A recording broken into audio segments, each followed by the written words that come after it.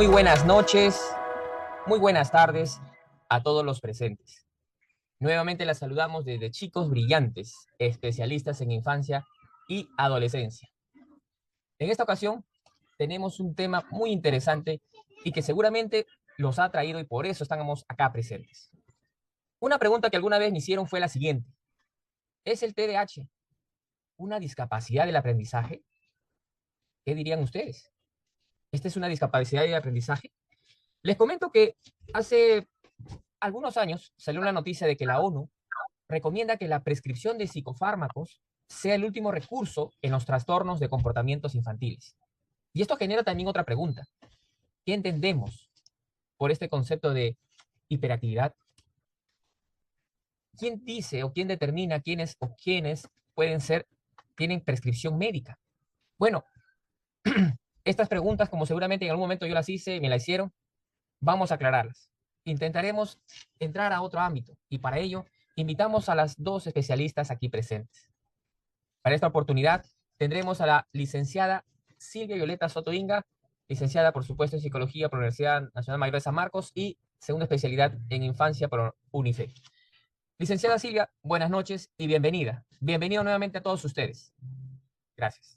Muchas gracias y gracias porque nos acompañan nuevamente a nuestra primera reunión del año 2024.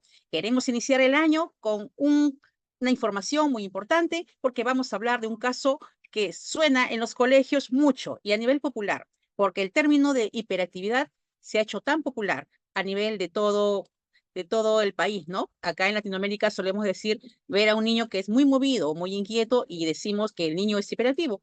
Y entonces vamos a pedir, mientras vamos pasando nuestras diapositivas que hemos preparado como en cada reunión, tenemos nuestras diapositivas, vamos a aclarar algunos puntos acerca de la hiperactividad y luego también vamos a pasar a responder acerca de este tipo de situaciones que nos atañen, que nos llegan a nosotros a pensar, realmente este niño, este vecinito, este sobrino, este mi hijo, este mi alumno, será hiperactivo porque salta, corre, no hay quien, realmente no pueden, los papás no pueden con él y le genera mucho estrés en la casa. Entonces, ¿qué aspectos tenemos que tener en claro para poder discernir cuándo es un niño hiperactivo y cuándo es un niño que más bien es un niño con ninguna situación distinta, digamos, pero está presentando este tipo de conductas que son similares? Entonces, vamos a pasar ahora a nuestra primera diapositiva, vamos a compartirla para poder un poquito aclarar. No se preocupen porque las preguntas las vamos a hacer en unos momentos también con ustedes. ¿Cómo saber si mi hijo es hiperactivo? Esa es la gran pregunta. ¿Qué sabemos? ¿Qué tenemos que entender? Aspectos básicos. El tema, como ustedes saben, es muy amplio. Esto no se agota en una sola clase. Básicamente nosotros queremos dar una revisión panorámica de los aspectos básicos que todas las personas, todos los padres de familia, todos los docentes tienen que entender para no llevar a una situación de error de repente al etiquetar a algún alumno pensando que es un niño hiperactivo cuando no lo es, ¿no? Y al revés, pensar que el niño no tiene ninguna situación eh, irregular cuando sí la tiene. Entonces, vamos aclarando los puntos y los conceptos. La pregunta, ¿alguna vez te has preguntado si las travesuras de tu hijo corresponden a una hiperactividad? O tal vez te has resistido a esta idea por evitar que tenga que tomar una medicación a muy temprana edad. Yo hablaba con varios padres en el tiempo en que laboraba en colegios y ellos nos decían, varios papás estaban preocupados porque no querían aceptar esta situación. No, mi hijo no es hiperactivo, no, se resistían por el tema de la medicación. No, mi hijo no lo voy a drogar. Esas eran las palabras que suelen decir. No, mi hijo yo no lo quiero ver drogado. Y entonces tenemos que aclarar algunos aspectos para ver qué tan efectivo es esta situación, si en verdad los niños necesitan ser medicados o simplemente es un tema de una consejería a los padres, algún tipo de modificación de conducta. Vamos a tratar de aclarar estos términos el día de hoy. Tú vas a salir con una mejor convicción, con una mejor convicción, con una mejor convicción, con una mejor convicción, con una mejor convicción, con una mejor convicción, con una mejor convicción, con una mejor convicción, con una mejor convicción, con una mejor convicción, con una mejor convicción acerca de estos puntos, ¿sí? Entonces, ¿qué es trastorno por déficit de atención e hiperactividad? Para comenzar, este esta información que le vamos a brindar está basado en la información científica, ¿ya? Todo lo que le traemos acá es justamente información especializada.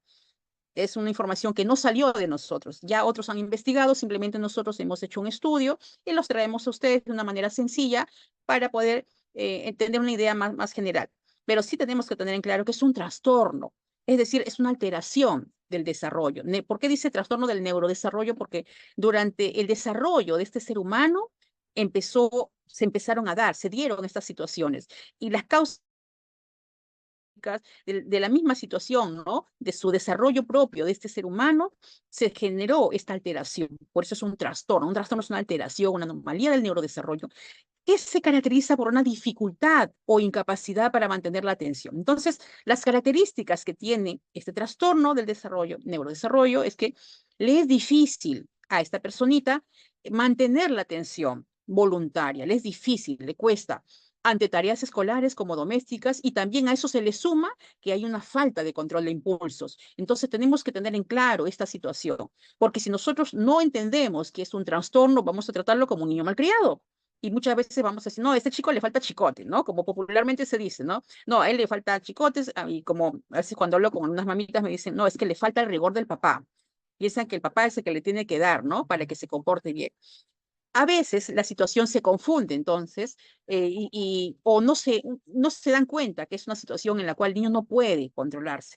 A veces todos los niños necesitan límites, necesitan reglas, pero en ellos es muy difícil tratar esta situación simplemente con consejos, con tratar de ponerlo firme con rigor, porque su dificultad es interna, él mismo no lo puede controlar, ya es una situación neurológica.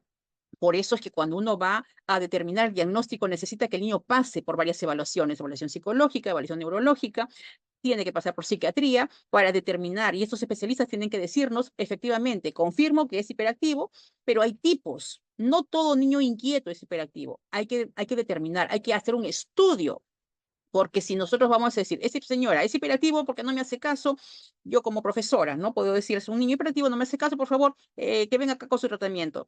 Y a veces hay docentes que exigen que sea medicado el niño sin necesidad de repente de que pase por una evaluación. No, tiene que ser medicado porque si no, acá no me va a atender. Lo que se necesita es un abordaje. Ya vamos a hablar acerca de eso, pero tenemos que entender que los niños hiperactivos, este es un trastorno por déficit de atención, por eso se llama TDAH. No solamente es un tema de la hiperactividad, sino que también es una situación de déficit de atención, es decir, no te toma la atención debida que otros niños lo tienen. Estos niños, generalmente niños, porque son más varones que niñas, los que padecen de trastornos por hiperactividad. Y hay tipos. ¿Cuáles son esos tipos? Uno, cuando el niño es hiperactivo, pero es predominantemente inatento. Dos, cuando es hiperactivo, pero predominantemente hiperactivo. Y tres, cuando es del tipo combinado, cuando se combinan los dos. Tanto es inatento y también es hiperactivo. Entonces, tenemos tres tipos. Hasta ahí vamos con tres. Uno, cuando predomina la inatención. Dos, cuando predomina la hiperactividad. Y tres, cuando ya se combina, ¿no? La hiperactividad, la impulsividad con la inatención. Entonces tenemos que estar atentos porque las situaciones hoy en día para muchos niños con hiperactividad es muy crítica, es muy lamentable cuando no han sido atendidos. Justamente el día de hoy hablaba con una dama en la cual ella es una familiar y me refería que su sobrino era el que le había ya alzado la voz a la mamá, le había puesto la mano porque el niño le llamaban, él es nervioso, decía. Y cuando hablo con la mamá, la madre me dice, sí, es que siempre ha sido impulsivo, nervioso, la medicación parece que le ha afectado. Y entonces, ¿y qué hizo? Le pregunto, ¿no? ¿Ha continuado con el tratamiento? No, me dice, una persona muy ocupada, un papá desinteresado, una madre que es la que trae pues el pan a la casa porque el papá es bastante negligente, y la consecuencia es que este niño no recibió una terapia, un abordaje adecuado, y ahora en su adolescencia, 14, 15 años, ya no hay quien lo controle. Ya llega a un punto de romper cosas, golpear la pared, y no puede él solo, y él mismo.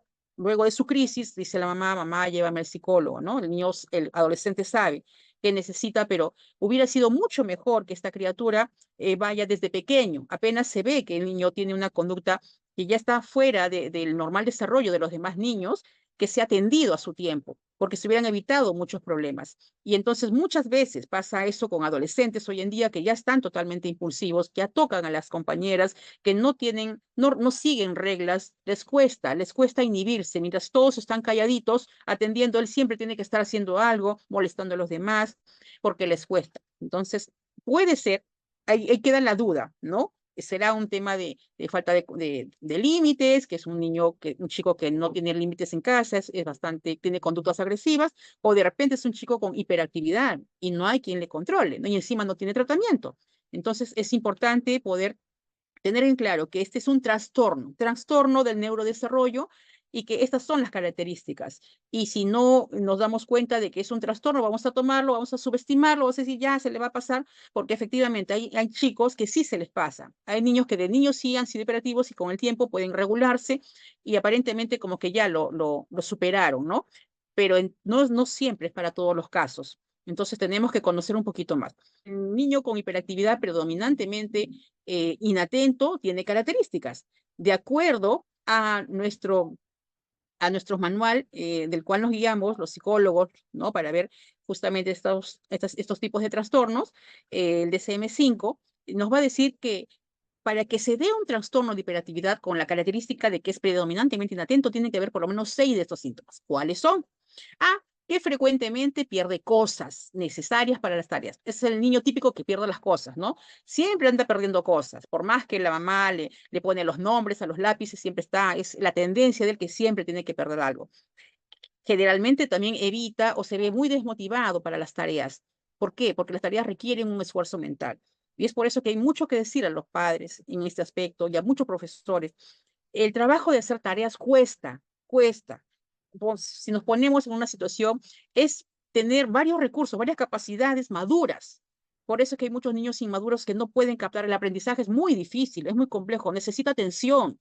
Captar un tema se necesita de atención, concentración, tener la capacidad de organizar las ideas, poder ver y copiar o armar esa organización con las manos. Es todo un conjunto de recursos cognitivos, de funciones cognitivas que entran a trabajar en conjunto para lograr que en conjunto se movilizan varias funciones para que yo escriba una palabra, escriba una oración, desarrolle una operación matemática. A veces son muy injustas las calificaciones a los niños cuando se espera que un niño pueda, niño o niña, ¿no? Pueda, ya, porque el profesor te dejó la tarea, ya, vaya a hacer la tarea de desarrollar. A veces somos muy injustos, muchos docentes y muchos padres, ¿no? Cuando no nos damos cuenta que ese niño necesita ayuda, necesita que alguien le ayude a organizar su pequeño mundo. Pero estos niños con trastornos sufren más todavía. Y es muy importante que todo esto se entienda. Por entonces, y sigamos identificando, ¿no? También en estos niños, para que podamos decir que es un niño con hiperactividad, por lo menos 6 meses tiene que haber que tenga este tipo de situaciones, que pierda cosas, que está desmotivado para las tareas, que se olvida de las actividades cotidianas. Si te dicen, ¿te han dejado tarea? No, no, dice, por irse a jugar, dice, no, no. Se distrae con facilidad, cualquier cosita ya está distraído y peor, a veces hay papás que dejan la tarea y el televisor está prendido y le dice, tú sigues haciendo tu tarea y yo estoy viendo la novela, pero tú tienes que hacer la tarea, entonces olvídense, ese niño no va a entender, no va a atender. También encontramos que cuando es predominantemente inatento, le cuesta mantener atención en las clases y otras actividades recreativas, ¿no? Poder ejercer una tarea que requiera un esfuerzo constante, como una lectura, una actividad académica, ¿no? Olvida, también tiene dificultad para atender los detalles. Por eso es que es importante que nosotros podamos darnos cuenta, porque a veces siempre se lo omite una letra, escribe pero le falta una letra o aumenta más letra, más, ¿no? A una palabra le aumenta más. No es observador en los detalles, siempre suele inatenderlo. Pareciera que no oye cuando se le habla, también tú le hablas, le dices, Rubén, pásame esto, parece que está como ido, ¿no? Parece tener la mente en otras cosas y aun cuando no hay algo que lo pueda distraer, y generalmente no va a terminar las tareas, como que deja las cosas inconclusas. Y alguna otra labor que tú le demandes, generalmente lo deja inconcluso. ¿Por qué? Porque le cuesta seguir instrucciones, por su distracción propia también, que lo desvía de la labor que le encargan, ¿no? Generalmente va a olvidar y también va a ser desorganizadito para sus tareas, sus actividades. Entonces se ve una pobre capacidad de organizar su trabajo, de gestionar su tiempo, de planificar y cumplir los plazos. Es un niño que va a sufrir mucho en los estudios. Por eso es que es necesario darnos cuenta cuando nuestro niño tiene hiperactividad cuándo nuestro niño necesita entonces una situación de entender esta situación de que entendamos cuándo es hiperactividad, ¿no? Hasta ahí estamos viendo cuando el cuadro de hiperactividad predomina el aspecto y la inatención. ¿Qué pasa cuando predomina ya no la inatención, sino lo impulsivo, lo hiperactivo, la hiperactividad, la impulsividad? En este caso, con frecuencia el niño va a estar ocupado, actuando como si lo impulsara un motorcito, ¿no? Como si lo impulsara un motorcito, habla excesivamente, quiere hablar, con frecuencia responde inesperadamente. Antes de que uno termine la pregunta, ya está respondiendo, ya está interrumpiendo. Es el típico niño que interrumpe en las clases, ¿no? Estamos hablando y ya quiere responder. Yo, ya quiere decir, ¿no? Con frecuencia le cuesta también esperar su turno, es algo que le va a costar. Interrumpe, se mete en conversaciones con otros niños, se inmiscuye, quiere responder primero. También es el niño que va a juguetear o golpear las manos, o se va, ¿no? Su postura, ¿no? Va a estar medio así como que es echada, se retuerce en su asiento, es movedizo. Se levanta en situaciones en que se espera que esté sentado. Debería estar sentado almorzando, debería estar comiendo, haciendo sus tareas, pero se suele levantar. Le cuesta estar sentadito por un buen tiempo. Con frecuencia va a corretear o va a trepar en situaciones en las que no resulta apropiado. Con frecuencia va a ser incapaz de jugar o estar tranquilo en actividades recreativas. Esto de leer un tiempo sostenido también le va a costar.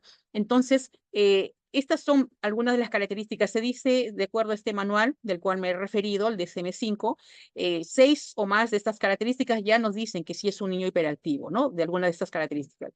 Y entonces, en general, las características de un niño hiperactivo, niño o niña, pero como les habíamos dicho, por lo general se ven varoncitos, va a depender del factor que predomine. Si predomina la inatención, entonces obviamente se va a ver que no persisten las tareas, que le va a tener dificultad para mantener la atención, menos se va a concentrar, va a haber una desorganización, una falta de comprensión. Obviamente no va a entender las clases, porque si no, si le está fallando su primer canal de información, el primer canal es el registro, no es la atención. Si falla la atención, va a fallar todo lo demás, porque nuestro cerebro está, tenemos varias funciones, ¿no? La atención, concentración, selección, comprensión. Entonces, si falla el primer canal, que es la atención, la percepción, la atención, si falla ese canal, ya lo demás va a fallar. Por eso no comprenden, por eso tienen tantas dificultades.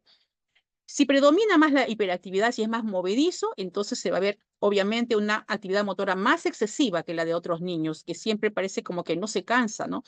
No se cansa, siempre quiere hacer cositas, siempre está ocupadito. En caso sea predominante la impulsividad, se va a observar más bien acciones apresuradas, con poca reflexión. Es el niño que no piensa en las consecuencias, puede salir corriendo. Tú abres la puerta y se puede ir corriendo, cruzar la pista, ¿no? Porque es más impulsivo. O es más de conductas de riesgo, puede arriesgarse más. Olvídense de los retos. Si lo retan a hacer algo, a ver, súbete allá al techo y tírate, es capaz de hacerlo. Es el niño que si ve películas donde están sus superhéroes tirándose con una capa, es capaz de hacerlo. Es un niño del cual hay que tener más cuidado. ¿Por qué? Porque tiene más riesgos de sufrir algún daño. Son los típicos niños que se lesionan, que se van a lesionar, van a ser más propensos a accidentes. Por eso es que es importante que si no se trata desde niño, ya llega a la adolescencia con un descontrol y ahí sí es candidato a entrar a las pandillas, a entrar en situaciones de riesgo.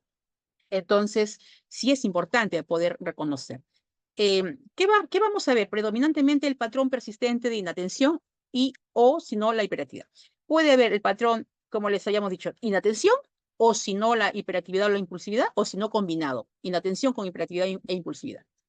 Van a haber dificultades para que inhiba sus reacciones emocionales. Entonces, le cuesta inhibirse, le cuesta reprimirse, le cuesta, si de repente él no debería contestar, ¿no? De repente todos los compañeritos entienden y se quedan calladitos ante una llamada de atención. De repente él le va a costar, mientras todos los niños, digamos, comprenden o no están de acuerdo con el profesor, él sí va a querer contestar, porque le cuesta inhibirse, le cuesta quedarse calladito, entender. Él va a tratar de expresar lo que él dice, ¿no? No es de los niños que saben, digamos, ser prudentes, ¿no? Le va a costar.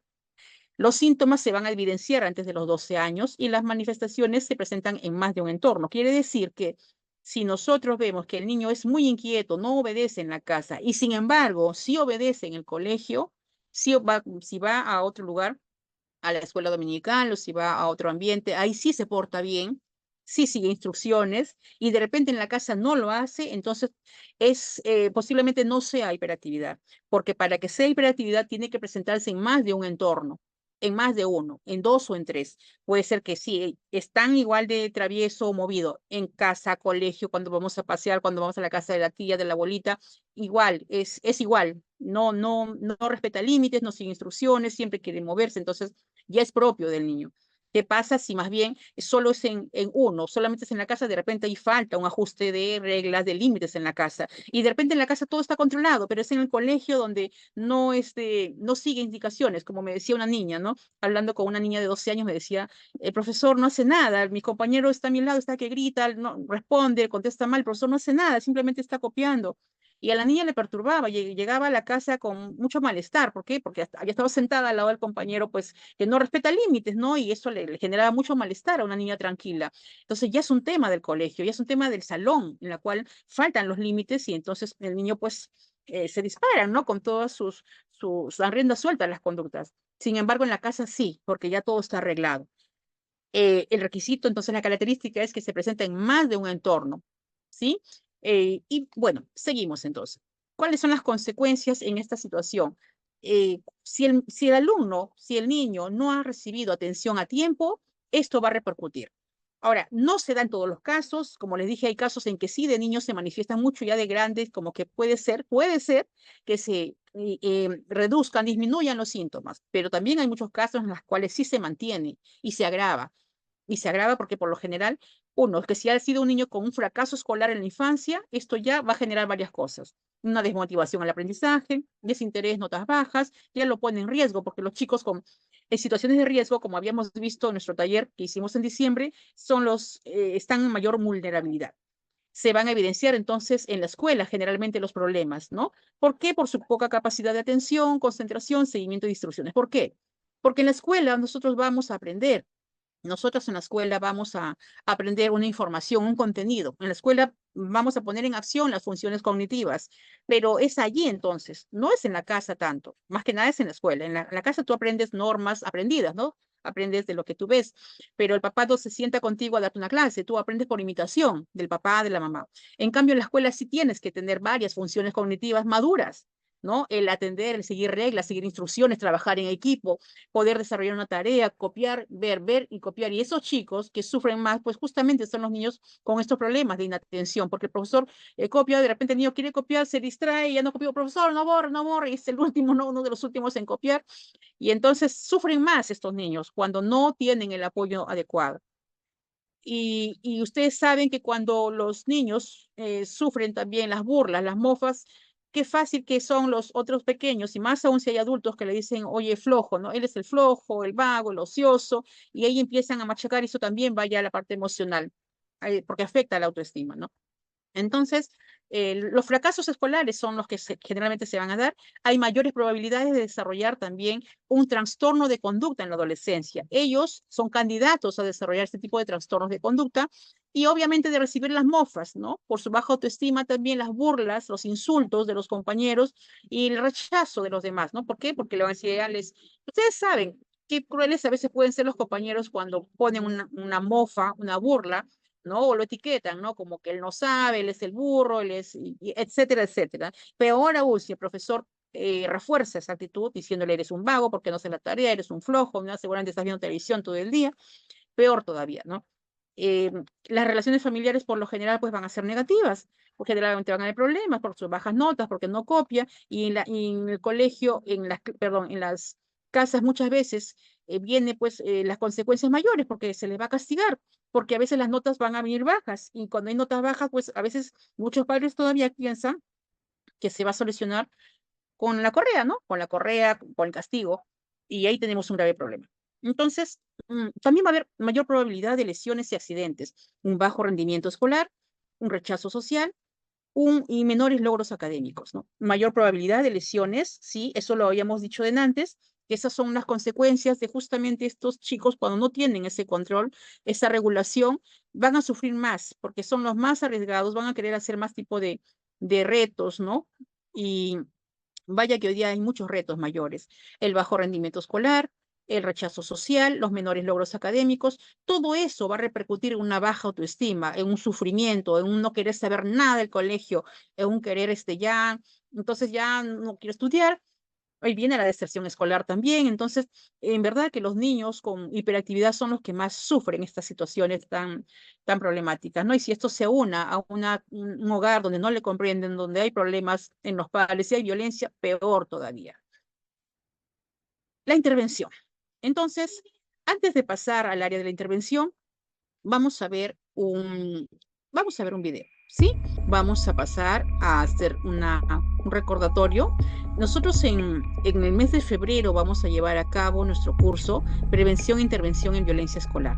Vamos a enseñar cómo identificar, intervenir y prevenir los diferentes tipos de violencia que se están presentando en los colegios.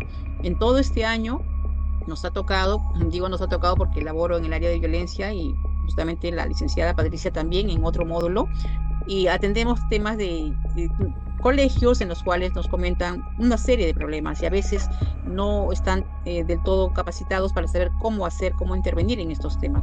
Vamos a dar este curso en 4 sesiones del mes de febrero, una vez por semana y con certificación incluida, y vamos a dar también materiales para que nuestros profesores estén muy bien preparados para poder intervenir, pero sobre todo para prevenir este tipo de situaciones que lamentablemente están aumentando cada vez. Así que quedan invitados, pasen la voz a sus amistades. Este es un curso que va a ser, tiene un costo módico y les animamos a que participen con nosotros. Y bueno, seguimos entonces. La intervención del trastorno por déficit de atención e hiperactividad tiene varios aspectos, porque no es un trastorno único. Y ustedes van a saber que no solo el tema de la medicación entra a tallar acá. No todos los casos van a requerir los mismos abordajes, porque va a depender de la situación. En el caso de que vimos del video, sí requería una intervención medicada. ¿Por qué? Porque ya el tema de David era bastante impulsivo, arriesgado, ¿no? Saltaba y hasta de grande lo hizo. Y eso es así como suele pasar. Son, como les dije, si no tienen ese límite, no se inhiben, no tienen ese reparo. Y sí va a requerir medicación en estos casos, pero no en todos los casos, ¿ya? Por lo general, se ha visto que el trabajo más efectivo resulta de la interacción, es decir, cuando ingresan varias disciplinas que abordan este trastorno, ¿no? Como el abordaje farmacológico de estimulantes, el entrenamiento a padres y a maestros en técnicas de manejo conductual y cognitivo-conductual, así como el entrenamiento de los niños en cuanto a sus habilidades socioemocionales. Entonces es un trabajo en conjunto.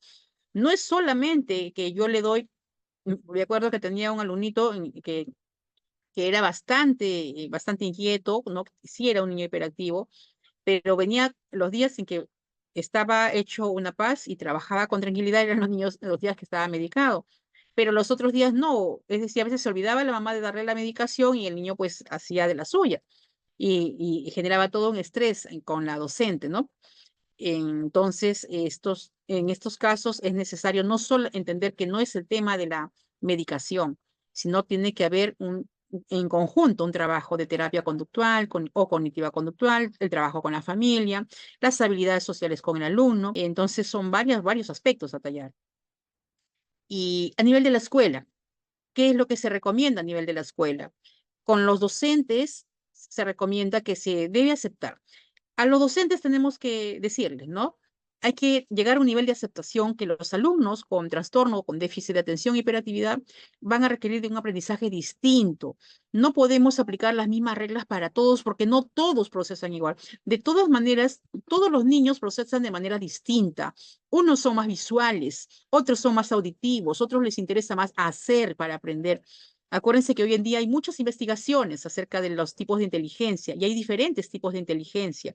Entonces hay niños que aprenden mejor, tienen que ver para aprender mejor. Otros tienen que oírlo, tienen que leerlo, otros tienen que hacerlo, hacer la actividad. Tienen que, si vamos a trabajar acerca de un experimento acerca de la célula, quiero yo pintar, dibujar cómo es la célula, las organelas, el citoplasma, y todo, ¿no? El núcleo, quiero hacerlo, y si lo puedo hacer con plastilina, mejor todavía, ingresa mucho mejor la información. Entonces, nuestros niños no ingresan la información por igual, y en el caso de los niños con trastorno, con déficit de atención, con mayor razón necesitan de una atención entender en la escuela que él necesita un aprendizaje distinto. Por eso es que los docentes tienen que estar abiertos a los cambios, ¿no?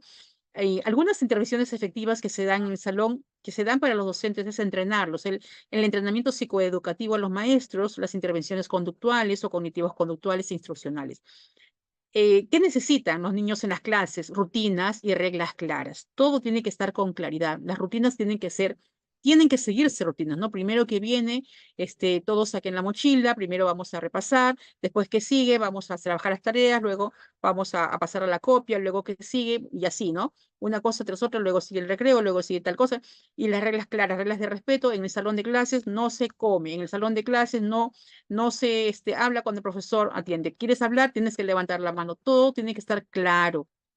Los medios de comunicación tienen que ser seguros, tienen que hacer un buen uso de la agenda. El maestro con el padre tienen que estar muy bien conectados, muy bien comunicados. Y como el niño va a olvidar, porque el que va a traer y llevar la agenda es el niño, él lo va a olvidar. Muchas veces tenemos que asegurarnos de que el niño lleve y traiga y también, bueno, ahora hay medios tecnológicos para poder estar en comunicación, ¿no?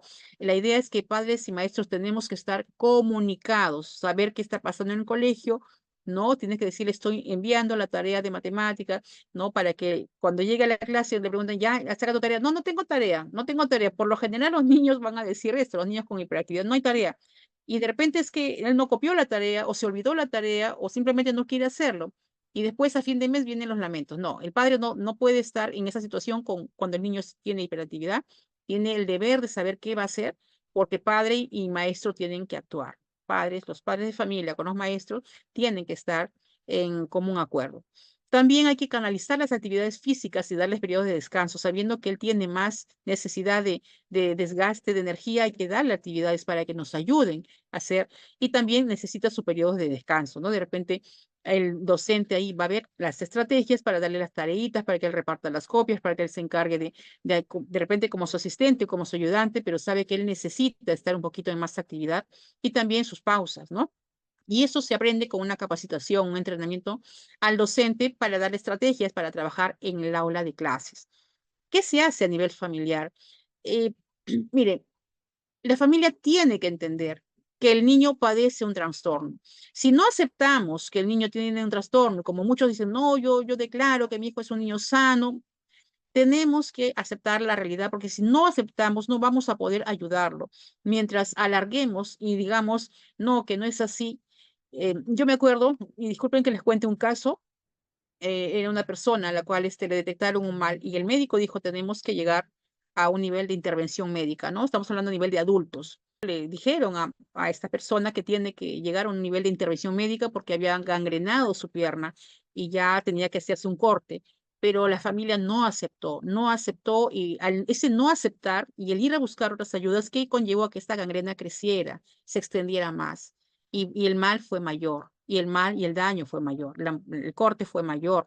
Entonces, una analogía hago esto, cuando no aceptamos que el niño tiene un trastorno, no vamos a buscar la ayuda necesaria, porque vamos a creer que, no, mi hijo no tiene nada, mi hijo, como algunas veces me ha tocado cuando he trabajado en algunos colegios, ¿no? Me decían unas mamás, no, mi hijo no tiene nada, no es así, él está bien, todos estamos bien acá en casa, yo lo voy a corregir, yo me voy a encargar de él y es válido, ¿no? Las buenas intenciones, pero esto ya pasa por buenas intenciones, los buenos deseos.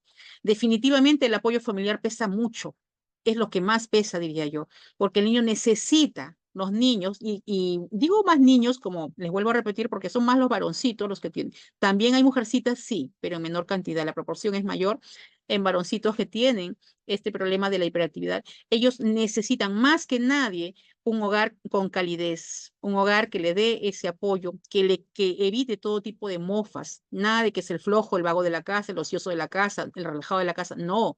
Esas mofas son las que hay que quitarlas. Necesitamos comprender que tiene un trastorno para que le brindemos la ayuda requerida.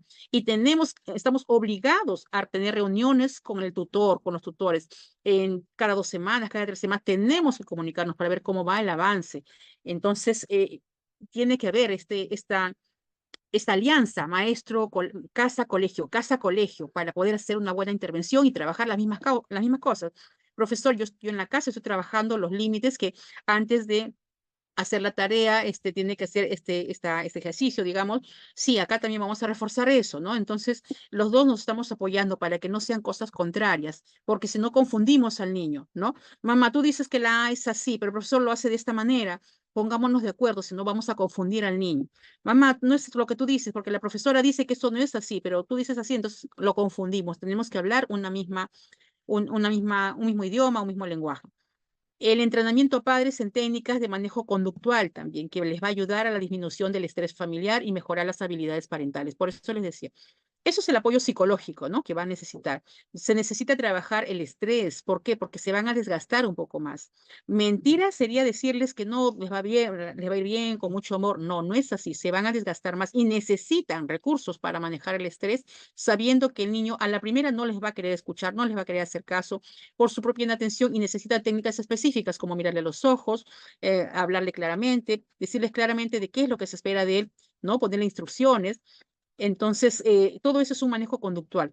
El abordaje que se hace a nivel de las escuelas de psicología son a nivel conductual, cuando básicamente se centran en las conductas, o a nivel cognitivo-conductual, cuando también ingresa el tema del procesamiento, ¿no? Del pensamiento también. Entonces, hay muchas maneras de abordar, pero básicamente las más conocidas son el manejo conductual para ayudar a la disminución del estrés familiar y mejorar las habilidades padres e hijos.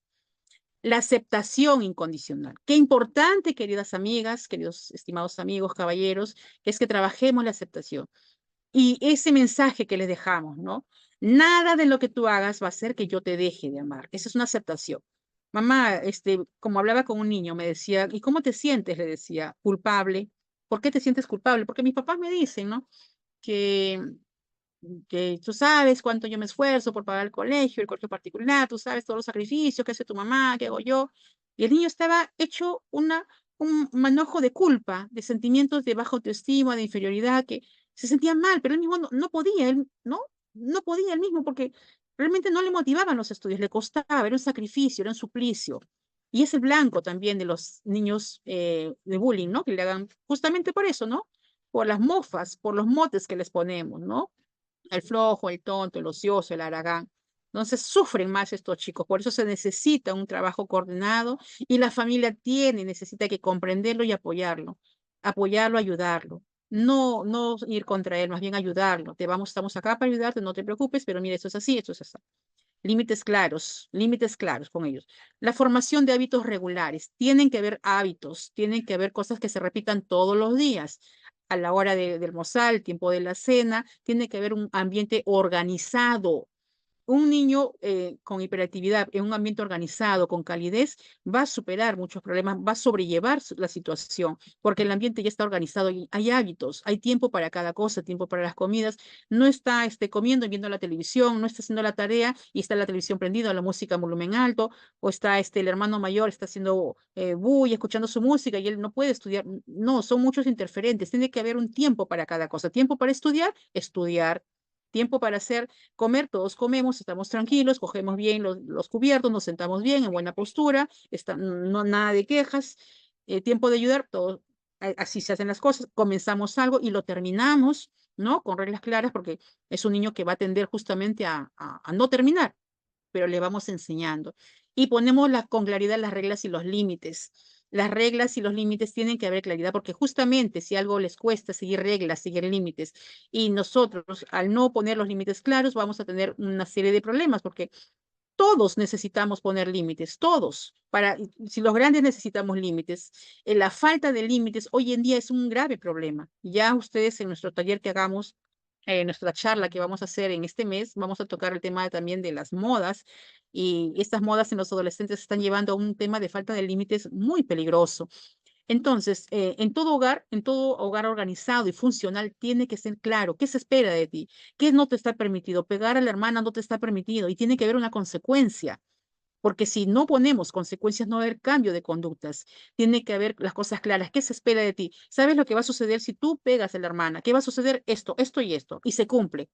No que no, mamá, discúlpame que tú me dijiste, ya, disculpamita, por favor. No, se cumple, porque tiene que entender que eso no se hace para que no lo vuelva a hacer, ¿no? Entonces, en un hogar organizado, con una aceptación, con un apoyo, un trabajo constante, ¿no? Va a ser muy, muy bueno. Ya vimos entonces que a nivel familiar, a nivel escolar y a nivel de interdisciplinario es importante hacer este trabajo en conjunto. Si no hay ninguna otra pregunta, queremos dejarles entonces con esta reflexión. Todo tiene su tiempo, todo, todo tiene su tiempo. Y todo lo que se quiere debajo del cielo tiene su hora. Entonces, cuando nosotros decimos que todo tiene su tiempo, nos estamos refiriendo a que aún las cosas diarias, domésticas, tienen que tener un tiempo.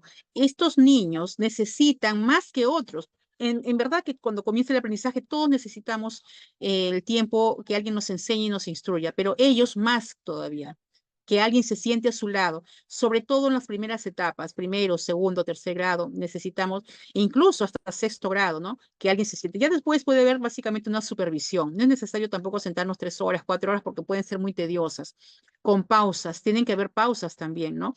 Pero un trabajo de apoyo, y el apoyo tiene que ser con buena gana. Entonces, enseñar, este es tiempo de las tareas, tenemos un horario y el tiempo de las tareas podemos poner una música de fondo, una música instrumental si se desea, pero tiene que haber un horario con un tiempo. Y miren cómo el sabio Salomón nos deja en las Sagradas Escrituras, ¿no? Nos dice, todo tiene su tiempo y todo lo que se quiere hacer debajo del cielo tiene su hora. Para todo hay tiempo para juego, tiempo para comer, tiempo para ver la tele, tiempo para hacer las tareas, pero este momento importante y por eso les puse esta imagen, ¿no? Porque tiene que ser agradable, agradable, porque para estos niños el trabajo de tareas, del trabajo escolar, generalmente, no digo en todos los casos, porque sí hay casos en que hay niños que sí lo hacen rápido y son muy hábiles, pero generalmente estos niños con hiperactividad van a sufrir más porque les va a costar y hay que tener la paciencia y ver las estrategias de cómo ayudamos a nuestros niños, cómo los podemos ayudar. Entonces, queremos decirles que Chicos Brillantes se ha constituido como una unión, una fusión de algunos profesionales en psicología y educación que nos hemos juntado.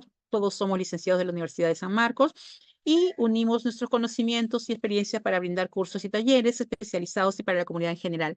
En nuestros temas son en relación a niñez y adolescencia. Ahí estamos cuando hacíamos en la presencialidad.